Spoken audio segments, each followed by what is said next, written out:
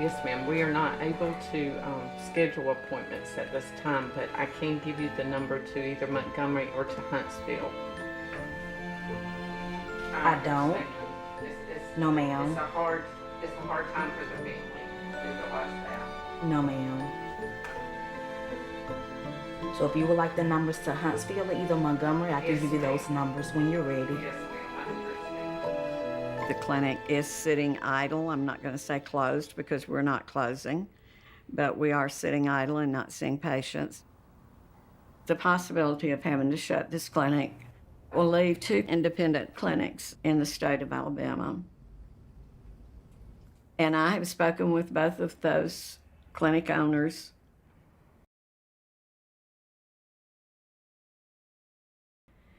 That they could take on the volume that this clinic has seen over the years.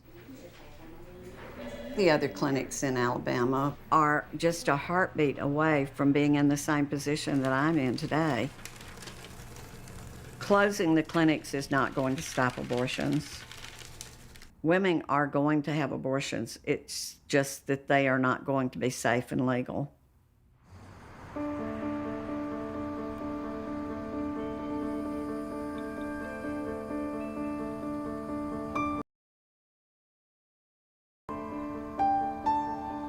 Come on in. Hey, baby. You have an appointment today? Yeah. Yeah, never been pregnant, okay. No allergies to medicines? Okay, good. Test today, and then we're gonna do an ultrasound, okay? Where are we? So, like, this is really getting like the like towards the If I can put it to you this way. Section here in 20 years, okay. CDC, look up their information. That's Center for Disease Control in Atlanta. They put a first trimester abortion, okay, as safer than a penicillin shot. Okay? We know you're nervous.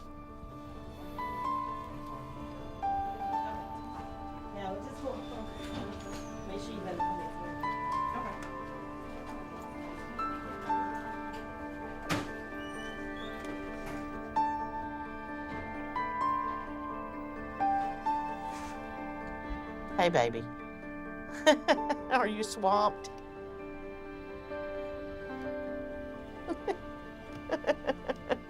Well, I was calling begging your doctor to come help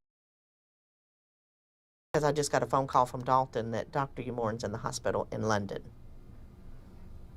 And, yeah. So we have patients that we saw this morning that were going to come back Thursday that can't come back Thursday. So that the patients from this week are just going to have to reschedule to next week. And then some of these people are already on the borderline. Yeah. I guess Our doctor has hospital. Thank you, ma'am. Can you please give us a call back so we can reschedule for Wednesday?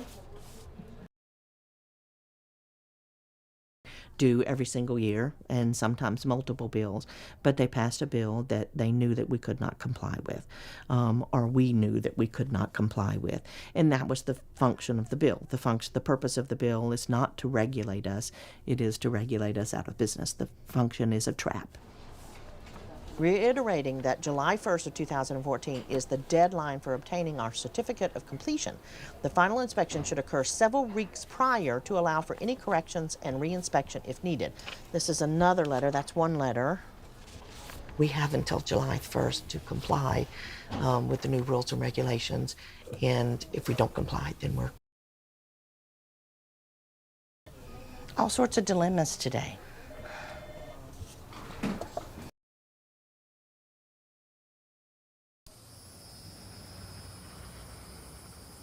Yes, ma'am. Okay. All right. Thank you. Bye-bye. When you're down to one provider, you just pray they don't catch a cold. You just really try to take care of that provider and keep them in good health, because you know that you're one person away from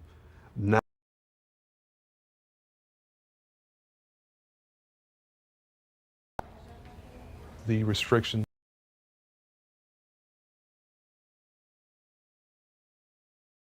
from all over the South, not only Alabama, but Tennessee and Mississippi and Louisiana and Florida and Georgia as well. We can't afford to lose another owner here in Alabama. They're just basically trying to knock us off one by one. Within the last 5 years, it's a constant.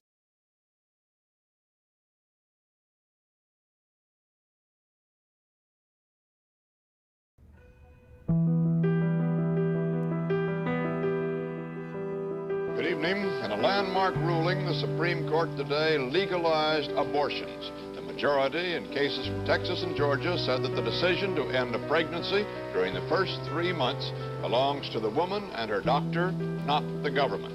Thus, the anti-abortion laws of 46 states were rendered unconstitutional. In effect, the court ruled that states may make no laws restricting a doctor. Final stages of pregnancy, may states intervene and say no to abortion.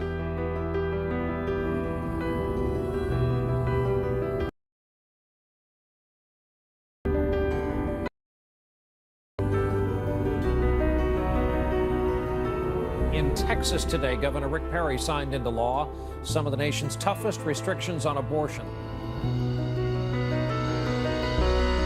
New information this morning about the abortion laws in Alabama. A committee passed 4 bills that increase the restrictions around abortion. Mississippi could soon become ground zero in the fight by some on the far right to eliminate abortion within their states.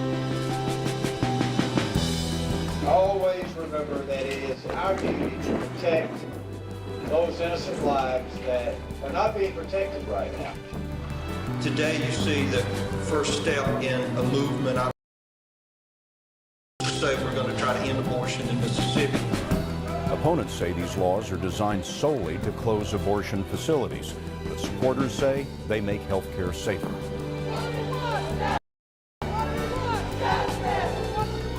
Here's our goal, brothers and sisters, to take this enemy on and take him out in Jesus' name. The pro-life side has won. We've already won.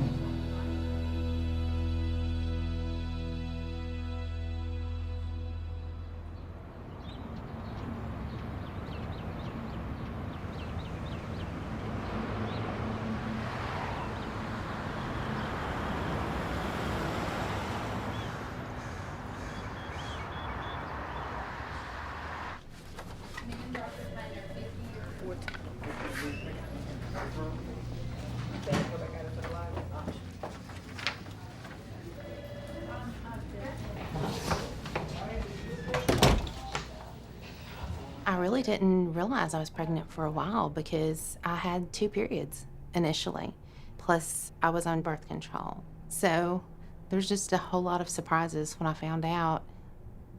I was at home, and after I think it was the 2 lines that came up, I read the instructions again, just to make sure 2 lines didn't mean negative. So you know, it means positive. So I started going online and trying to find resources to see what I could do, because I knew I was in the last semester of school. I couldn't, plus I hadn't planned on having another pregnancy. That was the furthest thing from my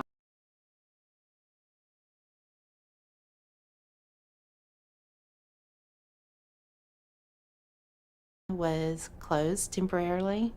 I called Montgomery, Selma didn't have a clinic at that time. Birmingham, everywhere imaginable. So that's why I did actually look at some of the home methods, but they were more geared towards, I guess, early pregnancy, that people can help themselves miscarriage. But then reading about them, it was scary, like herbs that you can take. And I actually ordered some. I was afraid to take them after I read about them. And people are gonna find a way if they're truly determined. I mean, I was on the internet looking for any resource, any option. So just because I talked myself out of trying some of the things that were mentioned doesn't mean other people aren't.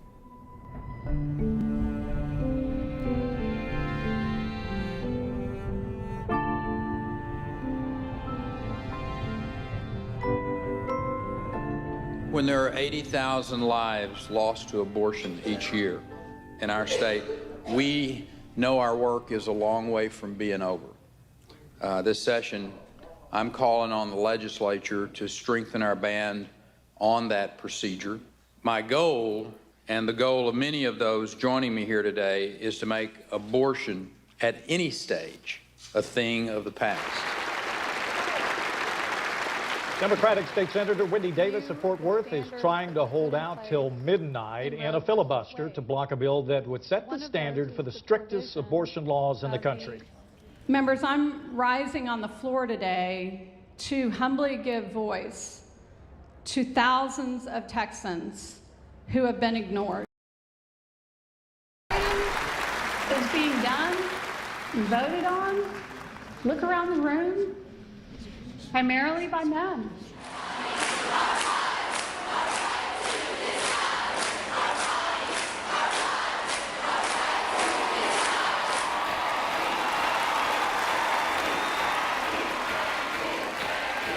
If we can have order in the chamber so that the members can properly cast their vote.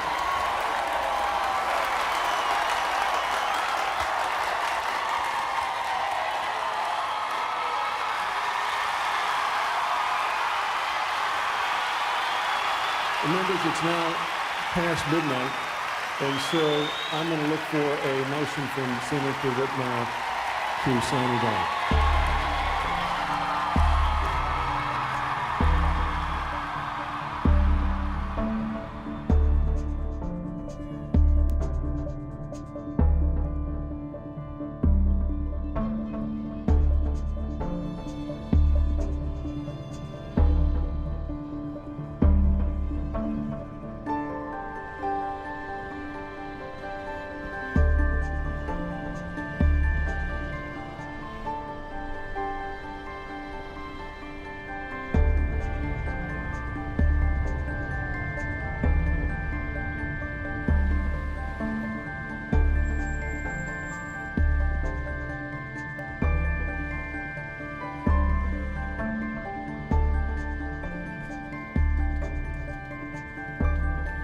Over half the states in the United States right now have TRAP laws.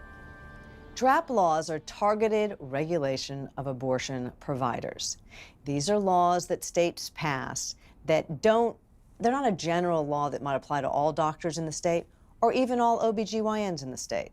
They just zoom in on doctors who provide abortion services, and they're designed to make it hard for them to provide those services.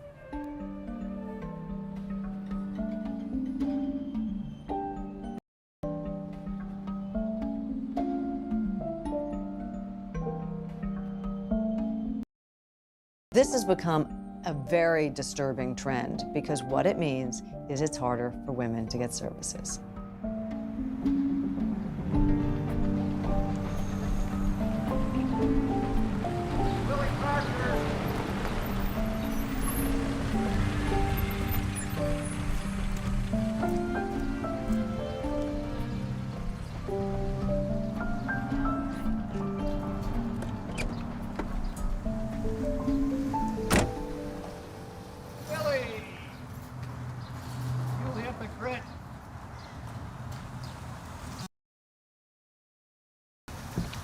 When are you going to come back to Christ?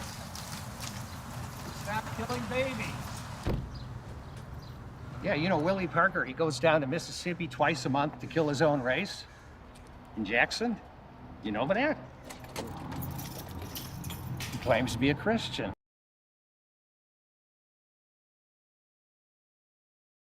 But Christians don't go around killing babies. There are people who feel like having a faith identity and providing abortion care are mutually exclusive. I had a very traditional upbringing when it comes to religion. I grew up in the Black Baptist Church. I do think that my commitment to my work, my sense of integrity about it, is rooted in my early Christian and religious understandings. When you have a sense of duty about what you do, it kind of allows you to ignore the naysayers. All right, we'll use the 7. Before I was ever born, my maternal grandmother, my mother's mother, died in childbirth, becoming pregnant and her last child had been born, and so she basically hemorrhaged to death. So always in the back of my mind is the fact that all statistics and all policies represent the realities of people that they affect. I recently made the decision to move home to Birmingham to make sure that there is access to abortion care for women in my home state and home region. The need for access to abortion and reproductive rights is most prominent in the South. So for me, that meant, rather than traveling down south periodically, to relocate.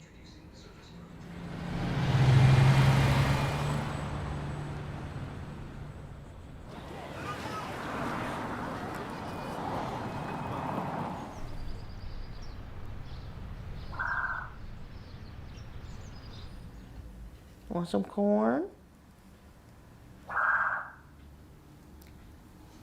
I was born in Birmingham, and I'd love it because my family's here. There are times that I honestly believe that Alabama feels like a third world country. But for me, it's home. So if I can stay here and make changes here in this state, then that's the reason why I stay here. I do the payroll at the house and all the taxes and all the regular bookkeeping. I actually haven't had a payroll check since September.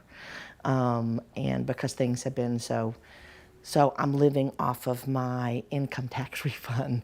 Thank goodness I don't file until October. Anytime I'm cited for something, I have to go back to that code. I have to read whatever the particular regulation is. And once I read that regulation, then I'm going to go back and fix whatever needs to be fixed.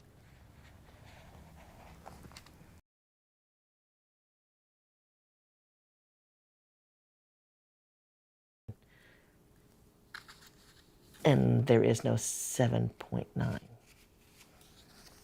It's like trying to work your own crossword puzzle. I work crossword puzzles very, very well. I just don't do it when you have to make your own puzzle up. And that's basically what this seems to be asking me to do, which doesn't make a lot of sense, but a lot of sense.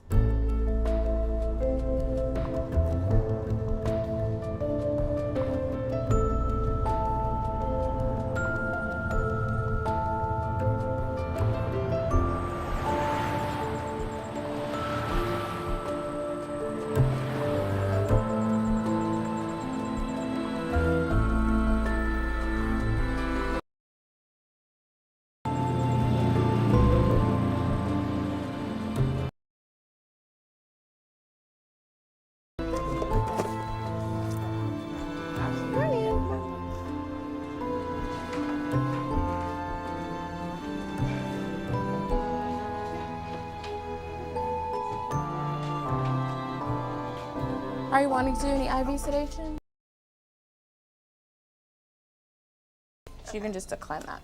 And if you want to go ahead and have HB2 happened this last year, which just basically was enough to really crumble the service infrastructure completely by requiring physicians to have active admitting privileges within 30 miles of the clinic, with restricting the dosage and the route of administration for medication abortion. So basically it means that every woman has to come in for 4 different visits with the same physician, with restricting abortion over 20 weeks, and then the pending regulation that's going to require every single abortion, even the abortion pill, to be done in an ambulatory surgical center. The combination of all those things, we're going from 44 clinics where highly trained physicians were providing abortions in a licensed environment down to 6. You saw 77 or 77 was scheduled? Holy smokes. 70, oh my God, you're making my hair hurt. 77 was scheduled, you saw 68. So we should schedule 77 this week. How do you feel about adding 18 more slots? Holy smokes, so that's on the 9th.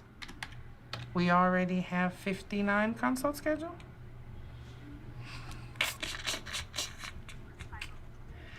That's funny. That's huge. We need to open some more up, don't we? I am. When I'm out of town, I'm leaving my husband at home with 6 children.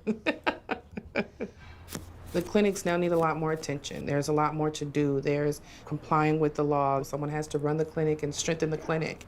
I'm currently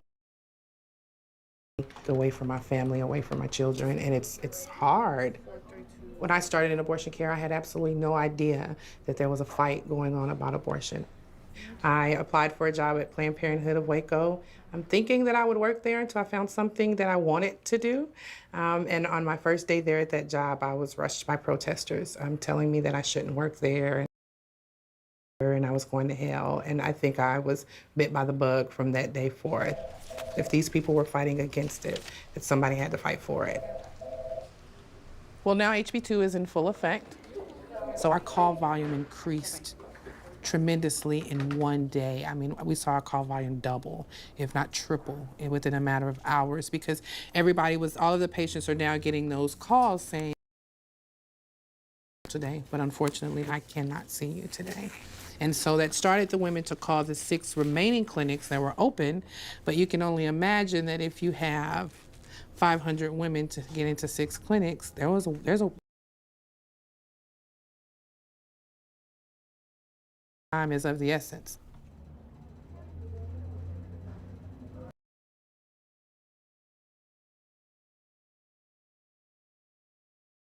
It's sort of how we juggle what doctors we have that are active, what doctors are going to go to what clinic for coverage, because we are unfortunately flying doctors all over the globe right now to meet session and to cover sessions. In Texas right now, we have 1, 2, 3. We have 3 doctors with privileges. We have 3 doctors with privileges in Texas at this time. Convincing a doctor that does not live in Texas to apply and acquire a Texas license is comical. I don't know any other word for it. Talk somebody into something that you're having a hard time believing in.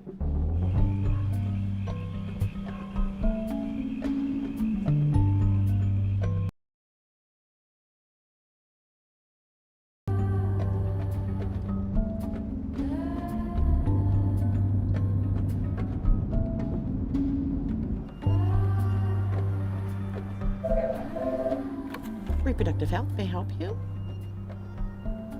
Okay, baby. Have you already called and got information? Okay, so you know you got to make 2 trips, right, baby?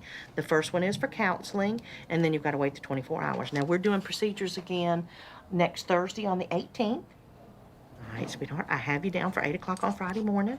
As I said, it's going to take about 45 minutes to an hour. We're going to do your pregnancy test, your ultrasound, your lab work, all your paperwork. And, of course, it is state mandated, so we'll do everything the state requires. Nobody ever thinks they're going to ever need an abortion, but it's a totally different aspect when you're looking from the inside as opposed to looking from the outside in.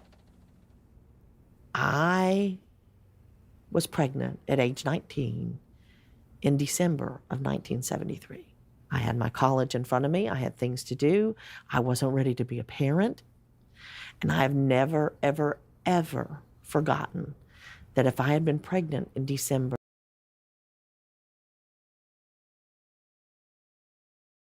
a choice. And that scares me.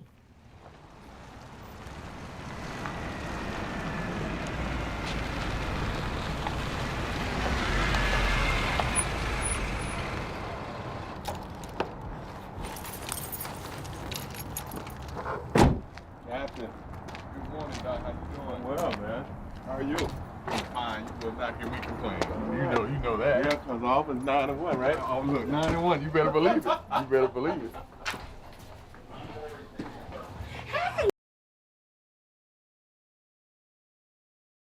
I'm good. Hey, madam. How are you? Wonderful. How you doing? I'm good. You look it. You look it.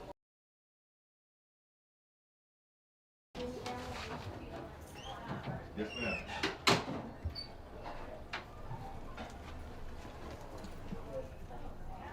Good morning. I'm going to be taking care of you. I'm Dr. Parker. So you've had your counseling for how far along you are. The state of Alabama requires me to repeat your ultrasound. Do you care about football? Okay. And apparently you care what color your team happens to be doing very well this year. All right, okay. All right, so first you're gonna feel some pressure on your belly. And repeat your ultrasound.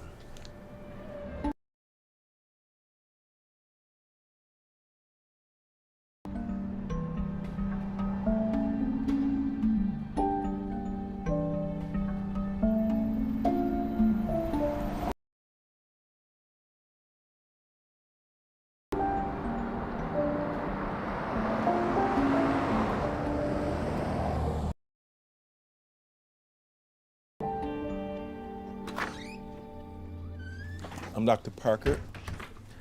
We have information that the state has compiled in this packet of extra things, other things, information that you can know that might help you with your decision.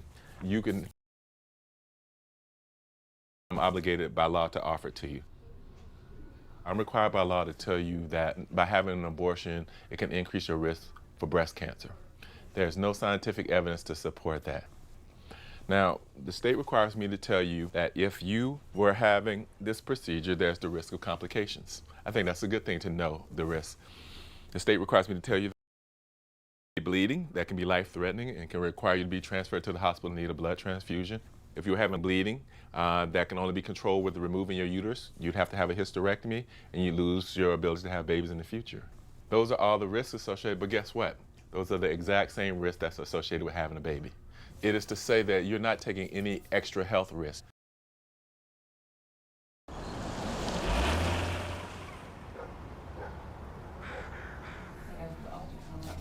Alabama has taken a page from the playbook of Mississippi and other states where they chop away piecemeal at reproductive rights. These rules, we know, don't add anything to the safety of women. Women, you're meant to be treated better than this. Women are meant to be adored, to watch over, and to taken care of by men.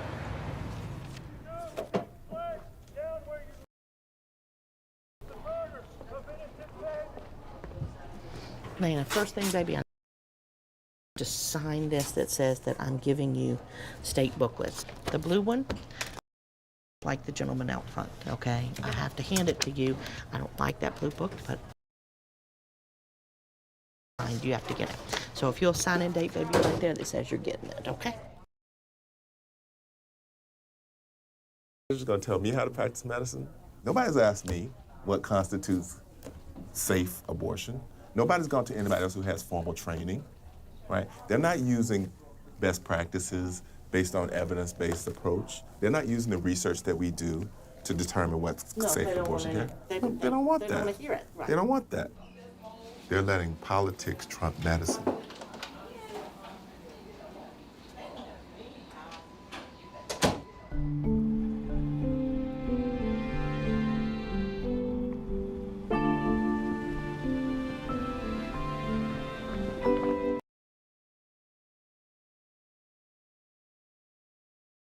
The federal government overreaching, but yet our legislature continues to overreach into the everyday lives of people.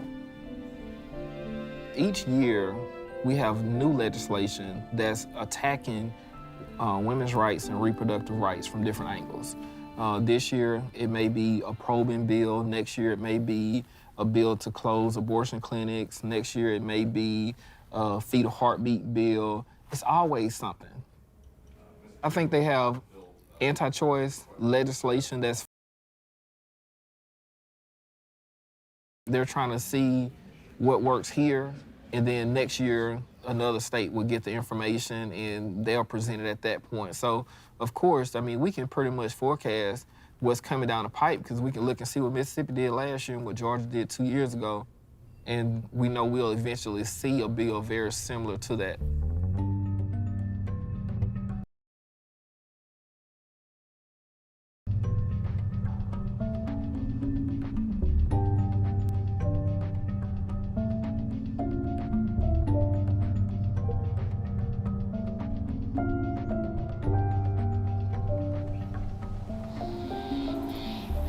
Next, we'll go to item 108, Chairman of Public Health, Senator Kirby. Okay, now, gentlemen, what's the real purpose of this bill? The real purpose is for a person who is performing an abortion to be certified in OBGYN and also have local privileges to a hospital. And that's gentlemen, the only intent. Now, that's what the bill does. Gentlemen, you're against Roe v. Wade and its principle and what it stands for. Is that correct? That's correct. And this is just another effort by you and certain other members of your party to deny abortion in the state of Mississippi. Isn't that correct?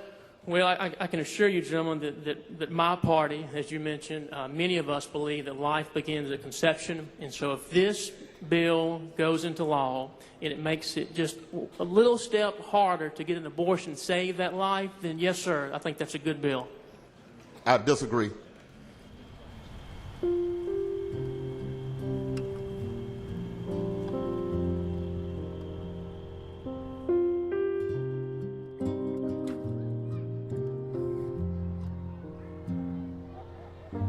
For a lot of women, one of the biggest reasons they end up seeking an abortion in the first place is because they can't afford to have another child.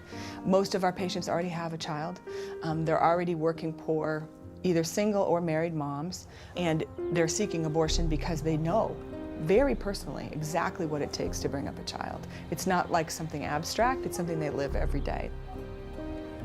With each restriction, we see a larger and larger group of women sitting over here who can't do it. I can't come for 2 visits, I can't get 2 days off work, I don't have enough money for a hotel, I can't travel. With the closing of our McAllen office, we're seeing a large spike in women who can't make the journey north to San Antonio.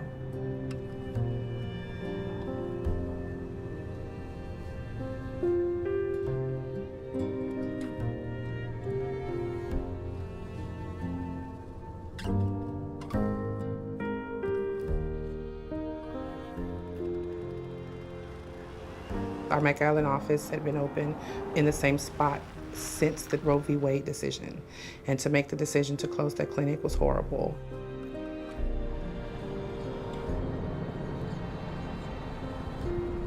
Women are traveling from hundreds of miles away now, so that means bus tickets, plane tickets, lodging when they get here. There's childcare at home. And many times, especially in the later cases, this can mean 2, maybe 3 visits back to the clinic, which could mean 2 days or 3 days of driving 3 or 4 hours in one direction just to get here. We had a family that came to Austin, and they were coming from a very rural area. The only way that they could afford to get here was to gas up their RV and bring their family in their RV. And they slept in our parking lot for 2 days in that RV with 2 small children.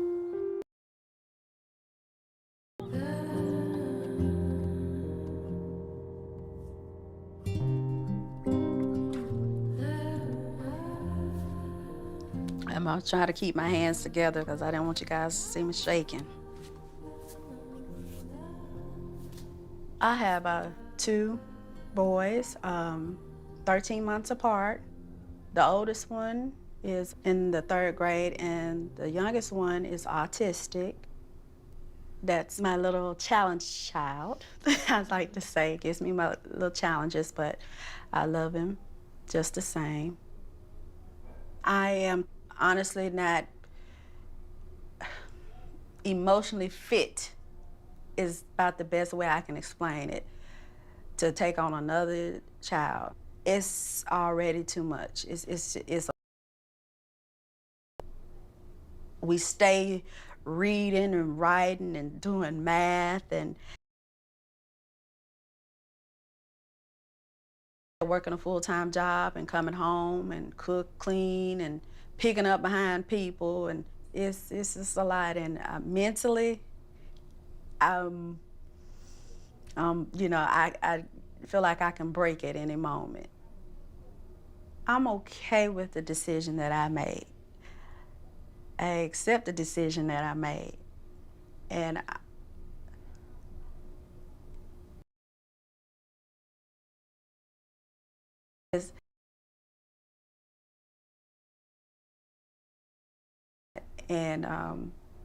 and myself included, other too much. I just wouldn't want to bring another person on this planet and then know I couldn't give my all to that person.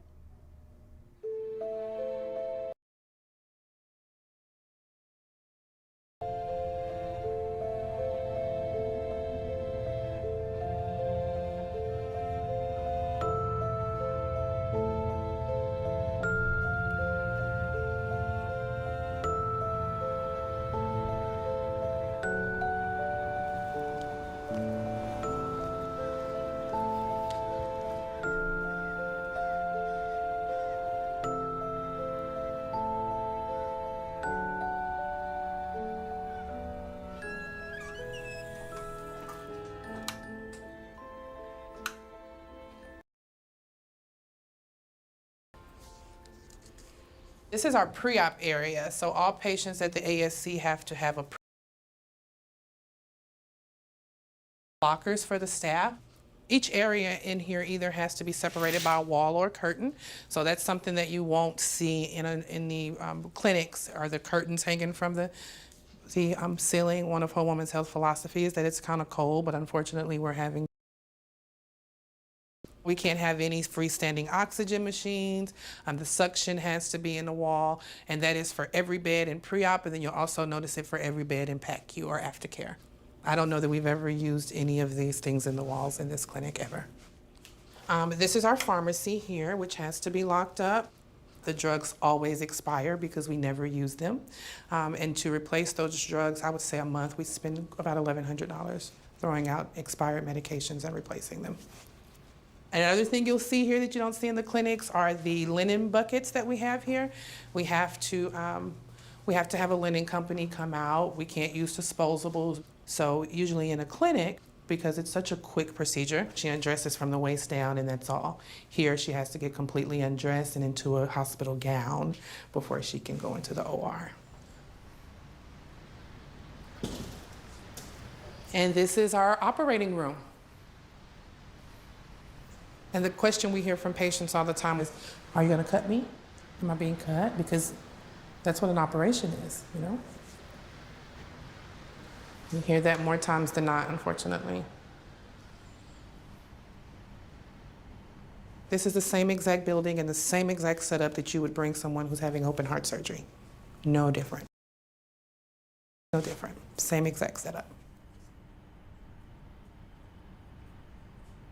Whole Woman's Health is the lead plaintiff in a lawsuit against the state challenging the ambulatory surgical center requirements. At the same time, we're scrambling to try to figure out, is there a way we could stay open? You know, I can't do one without the other. I can't raise money to help people travel by bus for 500 miles round trip without challenging the law at the same time, because the Band-Aid isn't going to work.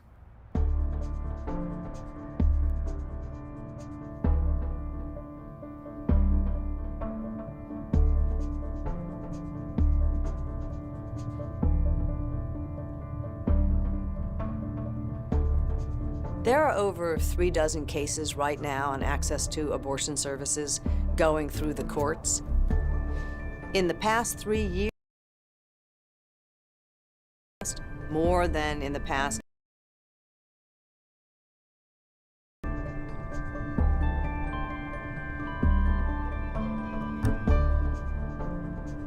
We are at a moment now that is like the moment in the early 1990s when the Supreme Court considered, in the case of Planned Parenthood versus Casey, whether Roe would be upended altogether.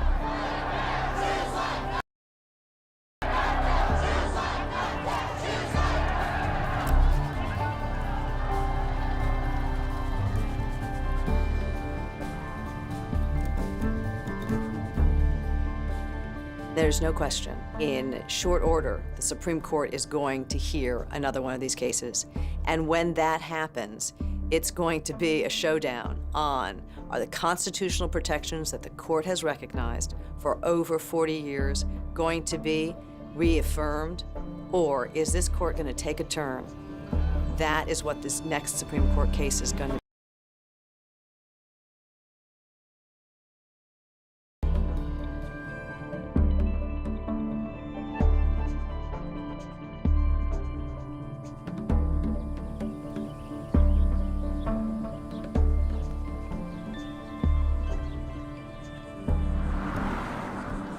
In our old location, we had to close. I was the only clinic that was a 2-story clinic, so I think that gave the Alabama Department of Public Health a little bit more room to give us a harder time on getting licensed. We had to relocate into a new facility to meet the new healthcare codes. Finding financing to purchase an abortion clinic is next to impossible. I refinanced my property downtown, pulled all the equity out, took all the money out of my retirement. So I've spent close to $1 million to meet all of their requirements. And you think you're done, and what are they trying to do? They're trying to pass another bill that said I can't be in The lights are on and Alabama's Women's Center is back open for business, but pro-choice support anti-abortion activists led by Reverend James Henderson are vowing to continue their fight to shut down the center. They're treating me, the patients, the physicians, as sex offenders.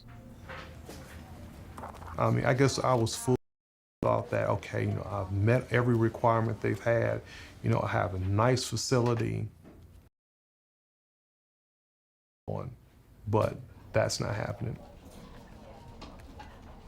When you provide these services, I mean, this is what you're signing up for. So you're just always on edge constantly. Are you married? No. Do you want to get married?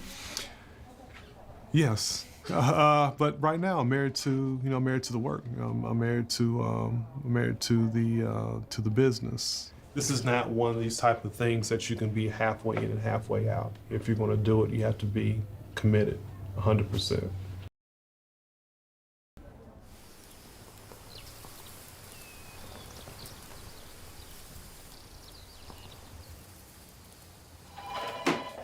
West Alabama Women's Center.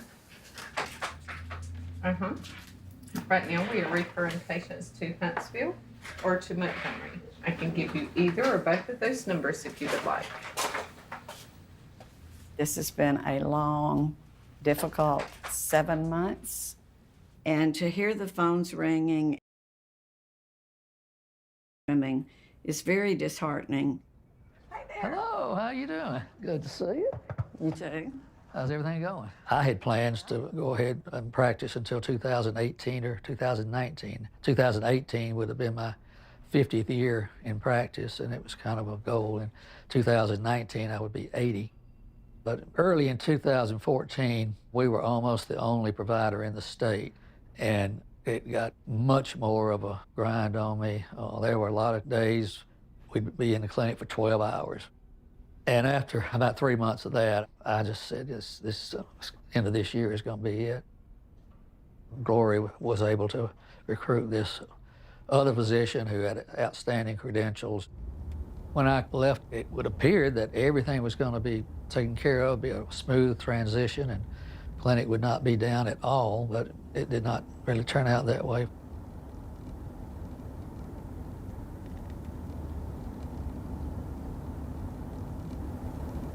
Given that abortion at all stages is extremely major, even if I were able to, I would not be able to admit enough people to keep the privileges that I was able to secure. When Dr. Parker first applied for his privileges, one of the groups told him, "I will in no way support you because we do not believe in what you're doing."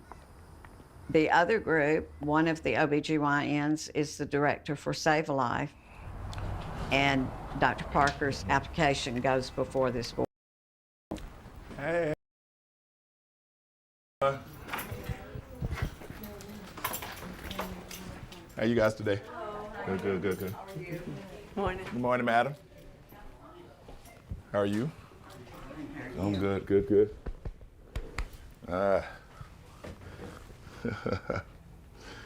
You Always do. I mean, it's nothing but the truth there. May the fetus you save turn out to be a gay abortion provider. You're sweet as pie, but you got a raisin in your mouth if you need it to be. I guess I'm not your. I'm a very strong woman, and I feel that that's how we have to be to survive in today's world. I'm not well liked by the religious rights because I speak out for my son's rights, and he's gay. That as long as the need is there.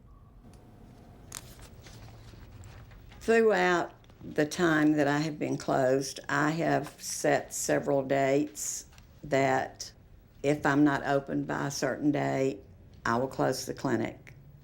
When that date arrived, my heart wouldn't let me do it. So it's difficult to say at what point I will have to shut down Right now, that date is August the 4th.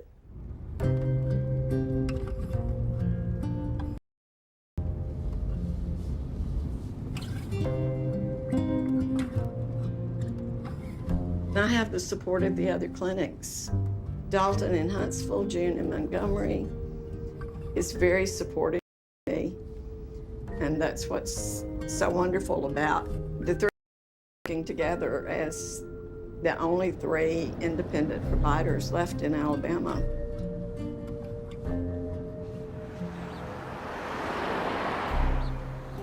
I spoke with our attorney, okay, and then I spoke back with the intake officer, and then I spoke with the intake.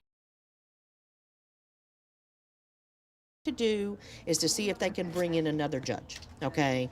So I want you to come back over here to my office. I know you don't want to come back here, but come back over here to my office, just sit up front, watch TV, drink a soda until he calls me back. Yeah, hang on just a second, sweetheart, hang on. This is June, may I help you? Yes. She's on the other line with me now, and she said they told her they had never even heard of a judicial bypass. You know, we had a large volume of judicial waivers in Tuscaloosa. Jefferson County helped write these laws and has a lot of contacts. And they do have the right to appoint an attorney for the fetus. Right, but now they're saying, no, that they're not even going to let her do paperwork today. That's my frustration. Yes. They do not have the right to refuse this patient to sign that form. She is there to sign it. Their courts are open. She signs it. Whether there's a judge there or not, that's not. So it's a very unfair process, and what the courts think is just because they're the courts, they can do what they want. And you really have to educate them on what the law is and insist that they follow the law. Okay, bye. So, does this look like the face of frustration?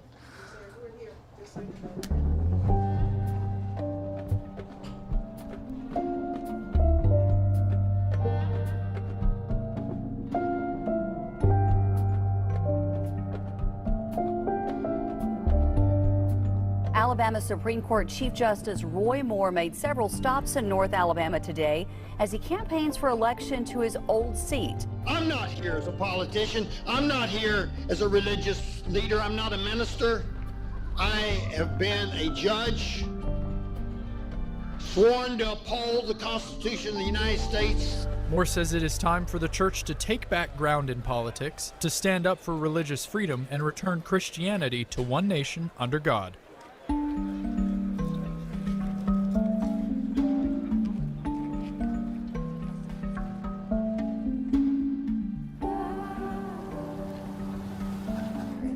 Oh my God, every time I hear it, I cry. I showed it to the girls today and I just...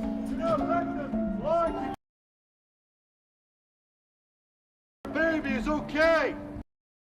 It's just a glob of tissue. My friend said it's a baby. Come on in.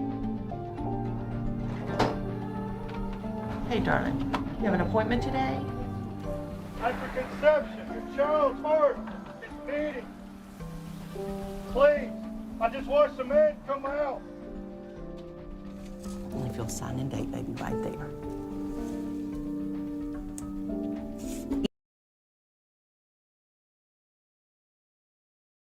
Have to that means they have to move up and down the sidewalk. There's one sprinkler head, which just, goes back and forth. But at any time that, I feel the grass is getting a little bit dry, then we also have a remote control. And the remote control runs the sprinkler from here so that if it looks like that, it might be getting just a little bit dry out there, then we can.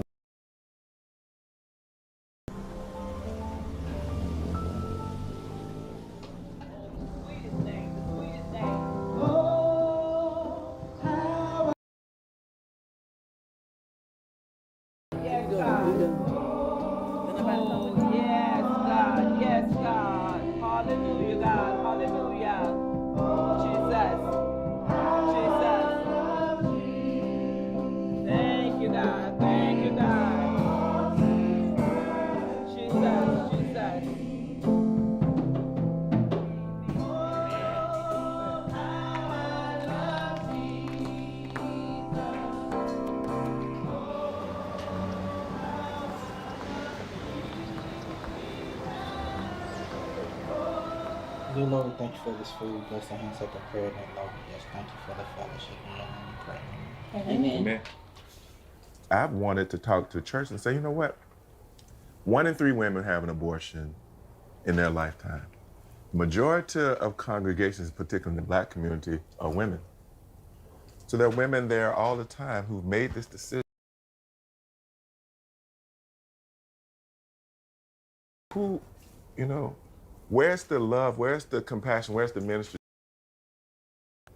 No woman have ever told me that she feel it's all right to have an abortion.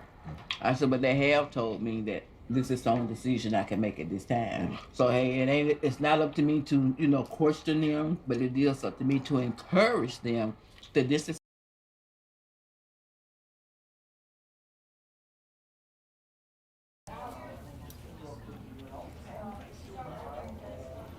How you doing? So why are you crying? I got through everything else. I got through my mama dying. Well, you know what? The same God that got you through all everything else you've been through, He haven't left you yet.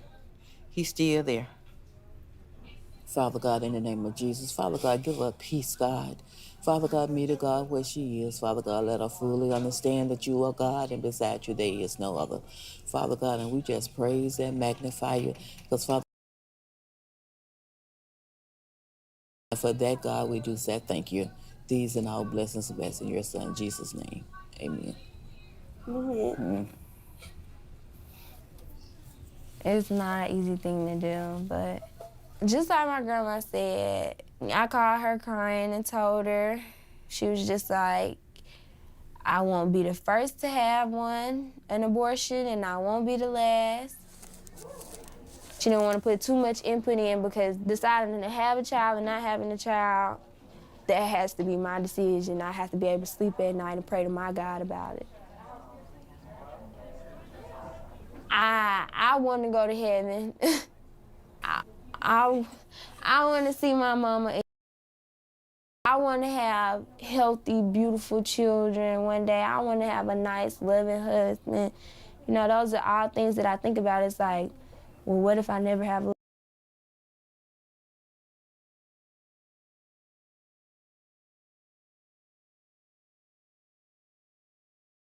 I have a hard time forgiving people who are close to me, and I'm just having a really hard, like an even harder time forgiving like myself because I feel like I let me down.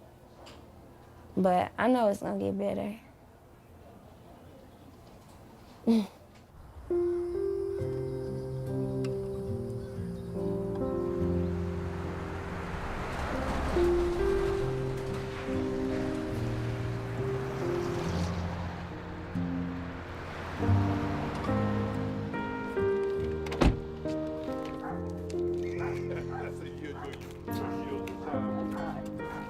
Come on in.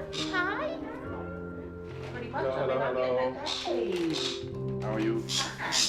We have muffins, pastries, casserole, biscuits, and obviously y'all brought food. Leah said she heard that we had 2 people coming from, Legislators? no, from Operation Save America. They were supposed to be in today, waiting through Sunday because they're scouting. And they're coming in for a week.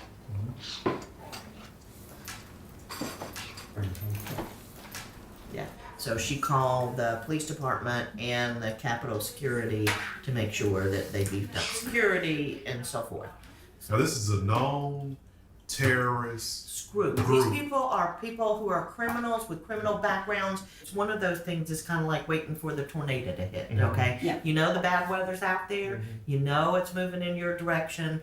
And, you know, when does it blow up? Are you Now, the planning only- on seeing patients during this time? I'm going to see patients. I don't know if we're going to do procedures during that time. We may do it the week before and the week after.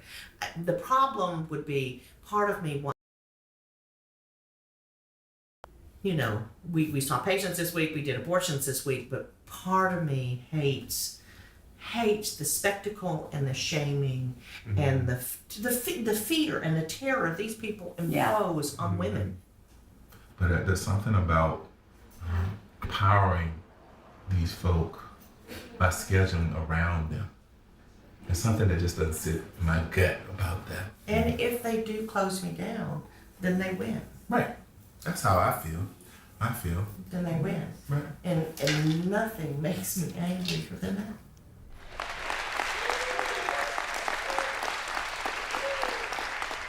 Thy kingdom come. Yes, sir. Thy will be done on earth as it is in heaven. Amen? Amen. How many know we have the assurance right now there's no babies being murdered in heaven? How many know that? Can I get an amen? I give you Chief Justice Roy Moore.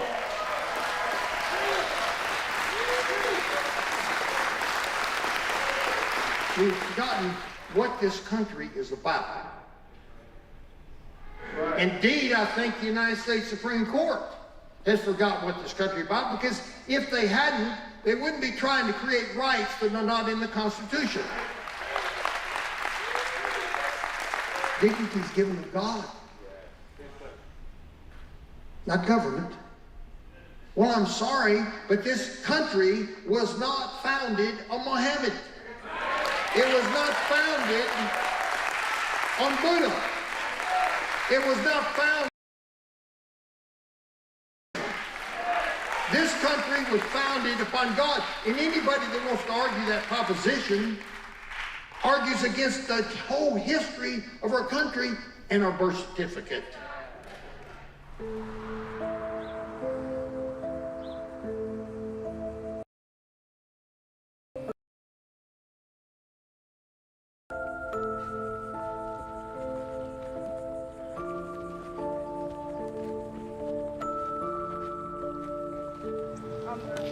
It's not supposed to be on the grass. It should be like this. That's what the police have instructed us to do.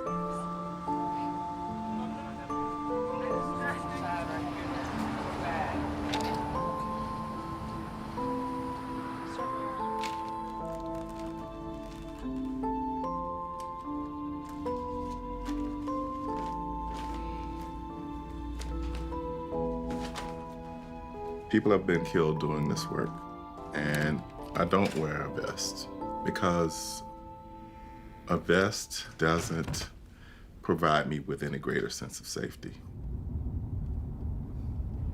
If I spend time processing what can happen to me, I will lose the courage to do what I know is the right thing to do.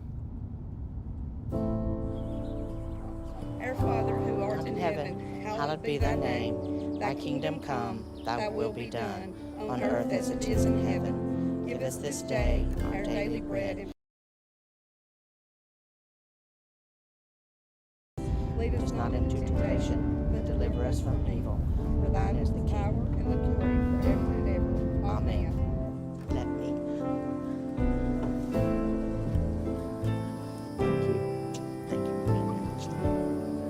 Thank you for being here. Thank you for being here. Sure. Thank you for having me. Jesus Christ loved you. He loved the baby. He loved the murderer. But you don't like what you're doing. Jesus Christ saved to the utmost. Jesus Christ saved.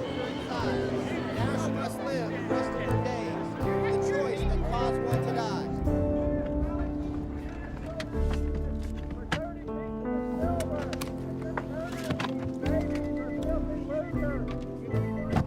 The Bible says, what would it profit a man to gain the whole world but lose his own soul? Whatever you can possibly profit from killing these babies is not going to be worth spending. You're a black man, and that you're having black women go in there and destroying black lives. All black lives matter. All black lives matter. All lives matter. Are you? Oh, fine. All right.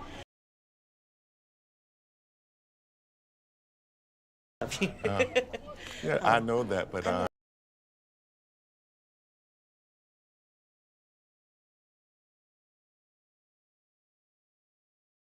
Day of all days.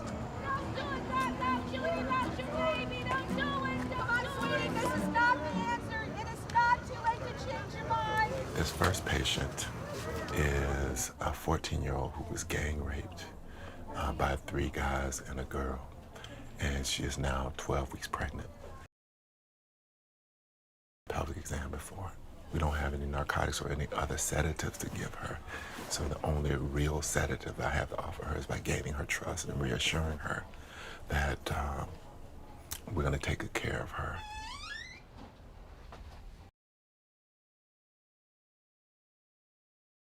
Doing this now is so I can even see if you can tolerate the procedure. If you can't tolerate this, we can't do it. I'm not gonna hurt you, but I know you're scared, and I know you don't wanna be here. But that's why I'm doing this first, so that when we do it the next time, you'll already know what to expect.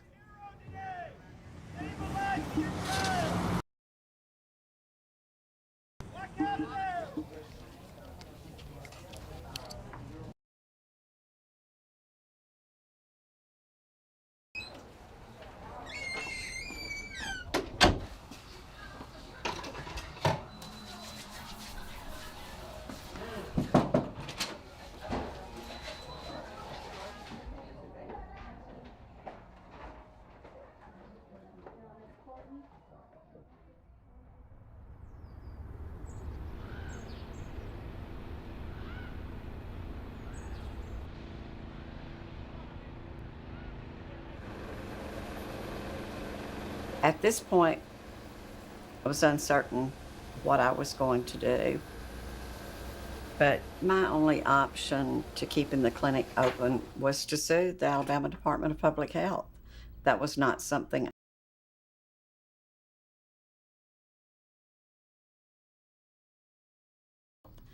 and I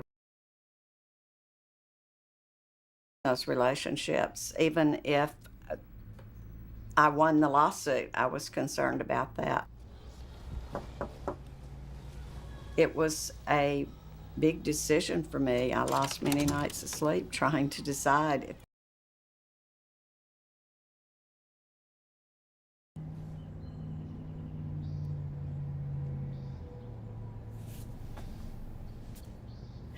I just feel like that I have to know within myself that I have done everything I could possibly do to keep that clinic open. And if I do that, then I feel like I can have the peace of knowing that there was nothing else I could do. We didn't want a lawsuit, but we're also not afraid to do all that we can on behalf of women. Exactly. At least one way or the other, we will know shortly.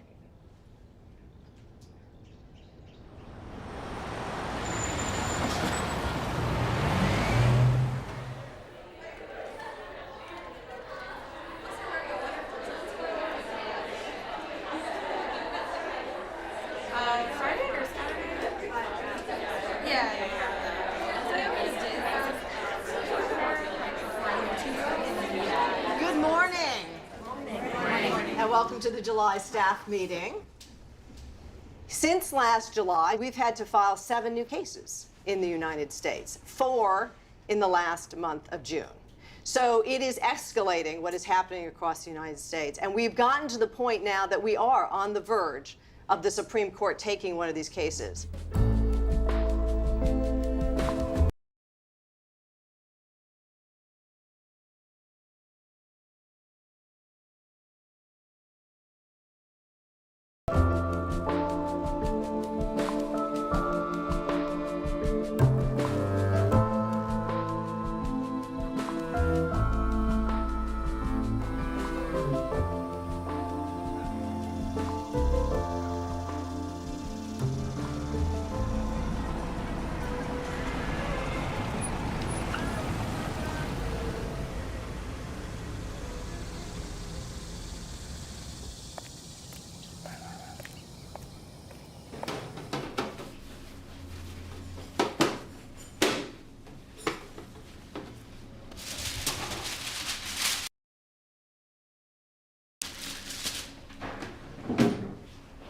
What happens? Do you have to contact Marva or any of the administrators when there's a minor involved? One second. Marva. It's a 13-year-old rape victim that's 20 weeks. They should always call about a 13-year-old rape victim right now. There's special circumstances. An appointment for a 13-year-old minor to.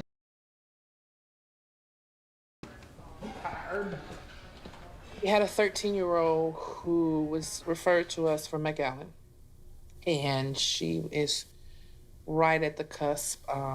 She's 20 weeks and 5 days today. And in order to see her, I need to put her to sleep. And in order to do that, I need a nurse anesthetist. And because of this crazy law, it is impossible to find people to work for us. People know that our work environment is unstable. And so now I'm down to one lone certified schedule. And if she can't be there, I can't see patients. And unfortunately, we have to turn this young girl away because I don't have anybody to put her to sleep. And she's 13 years old, and she is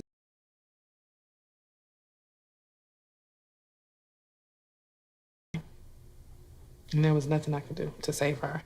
And so now if she has a procedure, and that if is huge, she'll have to go on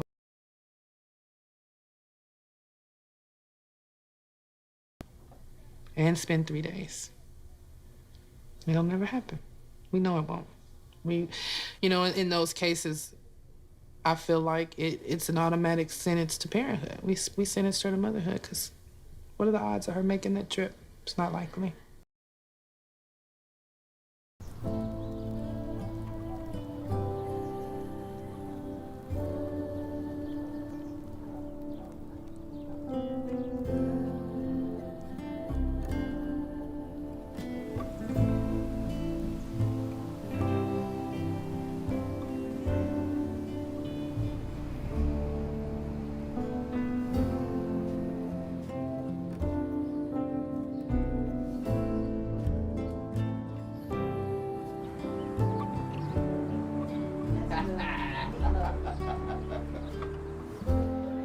It reminded me of you. Oh, now this is for my tux, but I tie my own clippers. This is a pre-tie, and I only do pre-tie with my tux. You look like a distinguished gentleman, yes. After 35 years, my friends are telling me it's time to retire, and I'm telling them, no, I'm not going to give up this fight. And if it turns into a fight, it turns into a fight. But I will be here and continue to the best of my ability to make sure that we provide safe and legal abortions for the women in this state. This is just another bump in the road.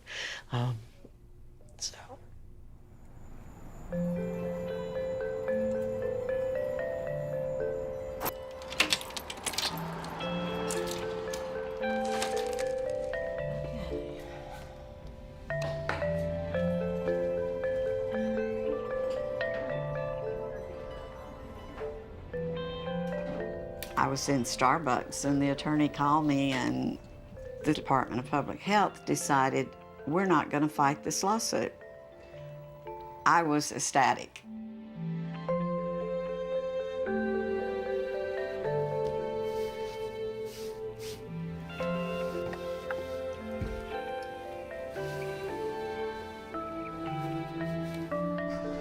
Number 32. Okay, exam room 1 on your left, hon. We never know when another clinic is going to be faced with exactly the same thing. My hopes is that the Supreme Court will define what an undue burden is rather than just putting a Band-Aid on the Texas situation so that it will make it clear to all of the states what an undue burden for a woman would be. 10 days ago, we filed for a stay of the U.S. Court of Appeals decision, which would allow the Texas law to go into effect and would close all but. So we're just hoping and hoping every day that we get an order from the Supreme Court. It's very much sitting on pins and needles. while we try to figure out what's happening.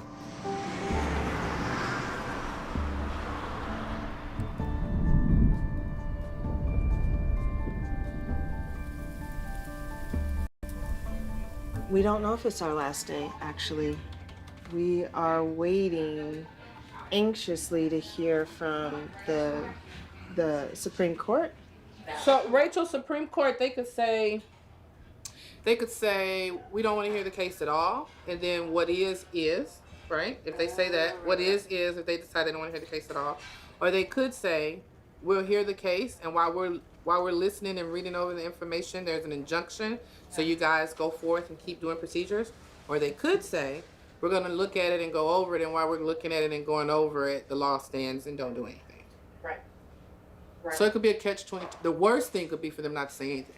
I tell you, I stopped following that. I do too. Because it would make too much anxiety. Me too. Yeah. It's too much.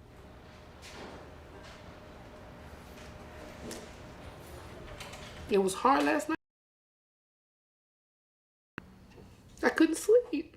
I picked these cabinets out, dog. You know what I mean? It was really hard to think.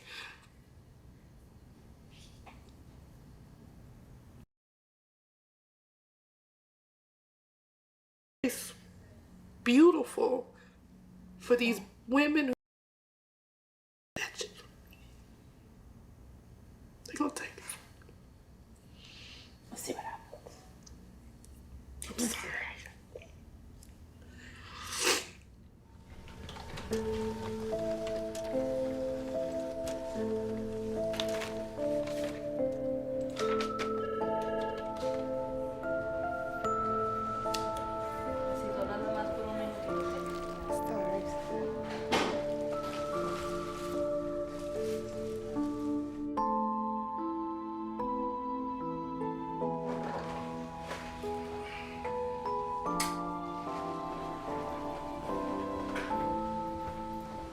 Calm down. What's going on? I just got a text saying the stay came in.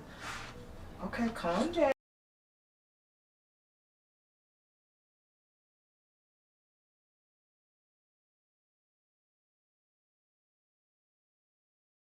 Wait, hold on. Wait, hold on. I'm just learning English, guys. Wait a minute. Wait, guys, what's going on? Yes. What happens? Good. How do you know? We gotta stay. We gotta stay? We gotta stay. We gotta stay? How do you know? I was doing this. That's such good news. But I'm not as happy as you guys are.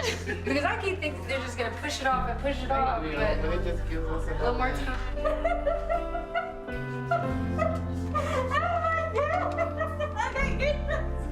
Oh my God!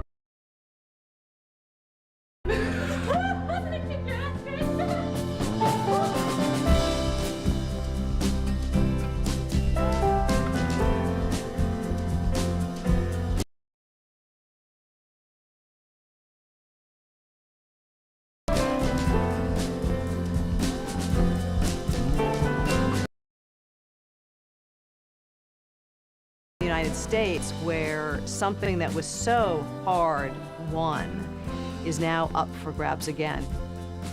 It is undescribable. In the end of the day, constitutional decisions are about all of us. What it means to be human and to live in a free society is that each of us gets to make these decisions for ourselves.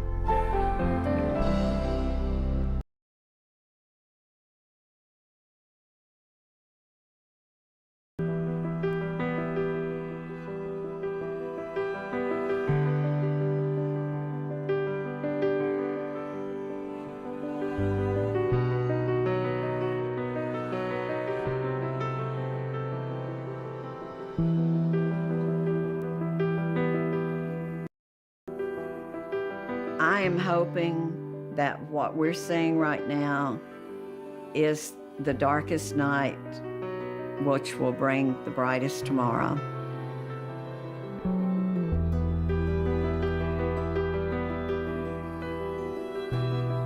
The compassion that comes out of my Christian understanding is what has propelled me into action to do this work. I'll be doing this for as long as I can muster up the energy to advocate for what I think is the right thing.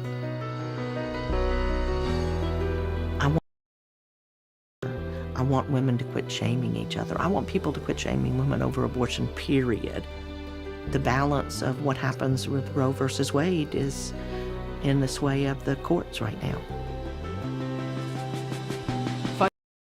Challenge the mindset that allowed these laws. And I wonder how long it's going to take for people to see the outcome of our action, or more importantly, our inaction. I have a daughter, and sorry, I want her to have a choice. I want her to have a choice. That keeps me going.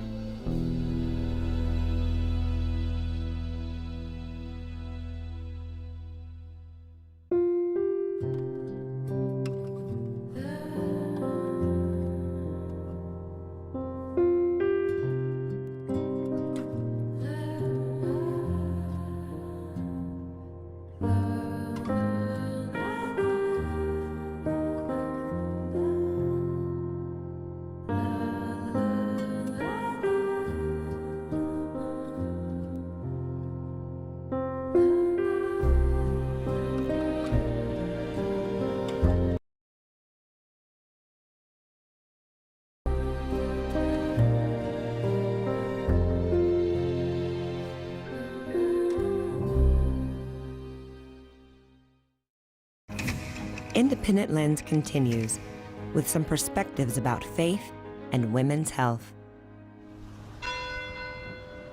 I've always looked at the South as what I call the Bible Belt. Birmingham was the belt buckle.